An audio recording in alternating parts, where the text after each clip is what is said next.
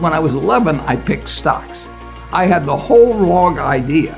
I was interested in watching stocks, and I thought stocks were things that went up and down, and I charted them.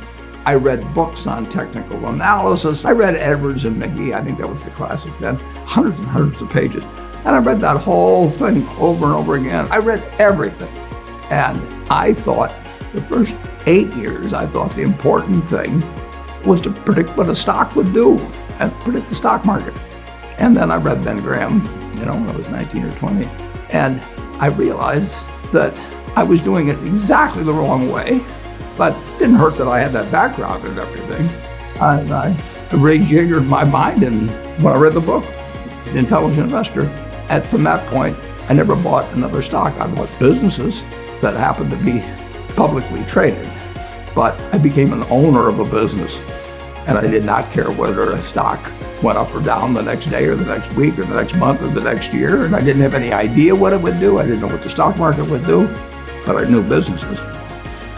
I'm a bright guy who's terribly interested in what he does. I've spent a lifetime doing it, and I've surrounded myself with people that bring out the best in me. And you don't need to be a genius in what I do. That's the good thing about it. If I went into physics and a whole lot of other subjects, I'd be an also-ran. But I am in a game that you probably need 120 points of IQ, But 170 doesn't do any better than 120. It may do worse, probably do worse, but you don't really need brains. What do you need? You need the right orientation. 90% of the people, I'm putting the figure out of the air, but 90% of the people that buy stocks don't think of them the right way. They think about something that they hope goes up next week. And they think about the market as something they hope goes up. And if it's down, they feel worse. I feel better. And you think about? I think about what the company's going to be worth 10 or 20 years from now. And I hope it goes down when I buy it, because I'll buy more. I try to keep my competitive spirit in a game where I can win. I do know this. When I want to do something, I always want to do it big. I put my whole net worth in City Service Preferred, $114.75. Right. And I've never, since that day, and March 11th, 1942, I have never had less than 80% of my money in American business. You can call them stocks. Or equities. But I see them as American business. I've owned a piece of American business, at least 80% at all times. I don't want to own anything else. I want to own a home and things my family wants and all that. But owning 5 homes doesn't mean anything to me, because I'm going to be happy in one home, and there's a certain amount of things that go wrong with everything. And if I got 2 homes, I know I've got more problems and I don't have more happiness. What brings you the happiness? What makes me happiest is what I'm doing.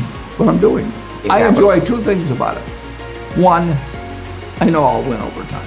That doesn't mean I'll beat everybody else or anything like that, but I'm in a game that's very, very, very easy if you have the right lessons in your mind about what you're buying. I'm not buying stocks. I'm buying pieces of overwhelmingly American business. And I'm happy when I'm doing it. I'm happier when stocks are going down, because I can buy more of them for the same amount of money. I'd be happy if I was a farmer. I'd want farmland to go down so I could buy more acreage. It just makes sense. I'll tell you the second thing I really like. I like being trusted by people. I would rather do what I do with partners than do it sitting in a room myself, even though I might make more money that way. Let's pretend there is no stock market. Let's say I had to buy these privately, like you buy a farm privately, like you buy an apartment house privately. They're investments. So you're looking to say, what can I do with money I've saved to put it away so I feel good about getting it back later under any circumstances, but not necessarily on a given moment. But if I have a farm, it's going to take me a while. But people would be so much better if they actually didn't have a stock market in terms of buying businesses. The United States economy, and it's very easy to look at the statistics on it. I mean, more people, a greater percentage of the American population is wealthy now, or having more income now than they've ever had. And if you look at whether Bank of America can give you their average deposit, I mean, you just look at the wealth. That doesn't mean everybody's wealthy, but it does mean relative to any other period of time, I mean, people have more money now. They get mortgages at lower rates than they've ever gotten. So if they want to buy a house or something, right today, you live in an environment where the bottom 2% in terms of income in the United States, the bottom 5%, and for sure the top 1%, all live better than John D. Rockefeller was living when I was 6 years old. John D. Rockefeller was the richest man in the world. And today, you can get better medicine, better education, better entertainment, better transportation. You can do everything better than he could.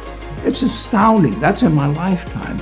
If he wanted to watch a football game, he still had to go there. And I can sit there with this big screen, and they keep showing me the replay, so that and explaining to me what happened and everything.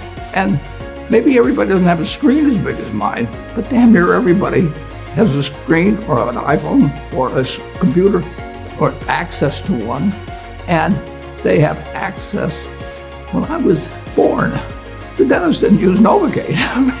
So there has been progress, obviously. Oh, And nowhere more than in the United States. there's no country that's done what our country's done. If you go back 3 of my lifetimes, you're looking at less than 1% of the world's population, closer to half of 1%, are sitting in this land.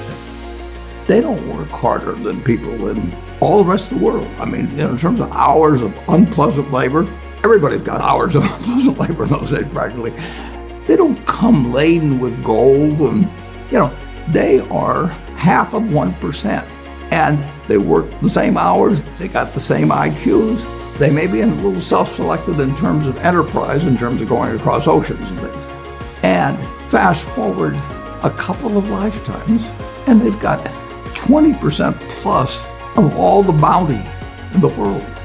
I mean, that is something that has worked like nothing. Just imagine that. If you've gone to anybody, Constitutional Congress, in 1789, if you go to any one of the representatives there, and you said, I want to tell you what this place is going to look like, in 3 more of your lifetimes. Your great-great-grandchildren are going to be flying in the skies. They're going to be watching sports all over the world. They're going to be entertained. Their medicine. They'd have hold you off to a lunatic society of what he's doing. He's getting 50 cars, and he's getting a whole bunch of little claim checks.